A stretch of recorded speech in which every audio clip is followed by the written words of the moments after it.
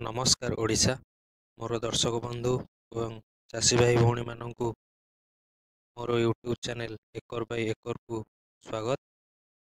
ମୁଁ ସୁନୀଲ ଆପଣମାନଙ୍କୁ ଏହି ଚ୍ୟାନେଲରେ ସ୍ୱାଗତ କରୁଛି। ଦର୍ଶକ ବନ୍ଧୁ, ଏହି ଚ୍ୟାନେଲର ଆରମ୍ଭ କେବଳ ଆପଣମାନଙ୍କ ପାଇଁ ସଦାବେଳେ ଆମେ ଏପରି ପ୍ରୟାସ ଜାରି ରଖିବୁ। ଆଗକୁ ମଧ୍ୟ ଏହି ଚ୍ୟାନେଲରେ ଫାର୍ମିଂ ରିଲେଟେଡ୍ ଭିଡ଼ିଓ, ଏଗ୍ରିକଲଚରଠୁ ଆରମ୍ଭ କରି ଛୋଟ ଛୋଟ ଚାଷ ଯେପରି କୁକୁଡ଼ା ଚାଷ, ମାଛ ଚାଷ ଏବଂ ଘରେ ଘରେ ଆପଣେଇଥିବା ଛୋଟ ଛୋଟ ଚାଷ ବା ଛୋଟ ଛୋଟ ଉଦ୍ୟୋଗୀ କହିପାରିବା, ଯେଉଁମାନେ ଘରେ ରହି କାହା ଉପରେ ନିର୍ଭର ନକରି ନିଜ ବ୍ୟବସାୟକୁ ନିଜେ ଆଗେଇ ନେଇଛନ୍ତି। ସେହି ଚାଷୀ ଭାଇ ଓ ବନ୍ଧୁମାନଙ୍କ ପାଖରେ ଆମେ ପହଞ୍ଚିବୁ ଏବଂ ତାଙ୍କୁ ଆମ ଚ୍ୟାନେଲ ମାଧ୍ୟମରେ ଆପଣଙ୍କୁ ଦେଖାଇବାକୁ ଚେଷ୍ଟା କରିବୁ। ଦର୍ଶକ ବନ୍ଧୁ, ଏହି ଚ୍ୟାନେଲ ମାଧ୍ୟମରେ ଆପଣ ତାଙ୍କ ବିଷୟରେ ବହୁତ କିଛି ଶିଖିବାକୁ ପ୍ରୟାସ କରିବେ, ଯାହା ମୋର ଆଶା।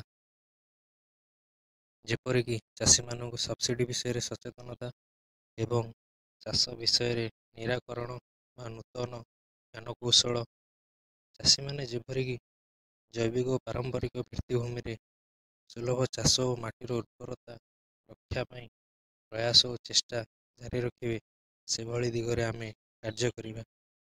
ଦର୍ଶକ ବନ୍ଧୁ, ଚାଷୀମାନେ କିପରି ଅର୍ଗାନିକ୍ ଫାର୍ମିଂକୁ ଆପଣେଇବେ, ସେଥିପ୍ରତି ମଧ୍ୟ ଆମେ ଦୃଷ୍ଟି ଦେବା। ଗଭର୍ଣ୍ଣମେଣ୍ଟର ଯେଉଁ ସ୍କିମ୍ ଅଛି, ଚାଷୀମାନେ କିଭଳି ତାକୁ ଉପଭୋଗ କରିବେ ଏବଂ ତାଙ୍କ ପାଖରେ ପହଞ୍ଚିବା ପାଇଁ ଆମେ ସଦାବେଳେ ସାହାଯ୍ୟ କରିଆସିବୁ। ନୂତନ ଯନ୍ତ୍ରପାତି, ସଚେତନତା, ନୂଆ ଉପାୟ ଓ ପଦ୍ଧତିରେ ଚାଷ କରି କମ୍ ସମୟ ମଧ୍ୟରେ ଅମଳ କରାଯାଇ ପାରିବା ପାଇଁ ଗଭର୍ଣ୍ଣମେଣ୍ଟର ଅଧିକାରୀଙ୍କୁ ବା ଏଗ୍ରିକଲଚରର କିଛି ଅଧିକାରୀଙ୍କୁ ଆମେ ପ୍ରଶ୍ନ କରିବୁ ଏବଂ ତାକୁ ଆପଣ ନିରୀକ୍ଷକ କରି ଆପଣ ସୁବିନିଯୋଗ ଲାଭ କରିପାରିବେ। ଏହା ମଝିରେ ମଝିରେ ଆମେ ପ୍ରୟାସ ଜାରି ରଖିବୁ। ମୁଁ ସଦାବେଳେ ଚାହିଁବି ଆପଣମାନେ କିଭଳି ଉଦ୍ୟୋଗୀ ହୋଇ ଅନ୍ୟମାନଙ୍କୁ ଏଥିପ୍ରତି ଅଗ୍ରଣୀ କରାନ୍ତୁ। ଆସନ୍ତୁ ସମସ୍ତେ ମିଶି ନୂଆ ଓଡ଼ିଶା ଓ ନୂତନ ଓଡ଼ିଶାକୁ ଆଗକୁ ବଢ଼ାଇବାରେ ସାହାଯ୍ୟ କରିବା। ଚାଷ କାମ ଯାହାର ଏଡ଼େ ସୁଖ, ସବୁବେଳେ ଆପଣଙ୍କ ମୁହଁରେ ହସ ଫୁଟାଇବା ପାଇଁ ଚେଷ୍ଟା ଜାରି ରଖିବି। ପ୍ରଭୁ ଜଗନ୍ନାଥ ଆପଣଙ୍କୁ ଦୀର୍ଘାୟୁ କରନ୍ତୁ। ଆଜି ପାଇଁ ତ ସମୟ ହେଇଗଲାଣି। ଦେଖାହେବା ଖୁବ୍ ଶୀଘ୍ର ଏକ ନୂତନ ଭିଡ଼ିଓରେ।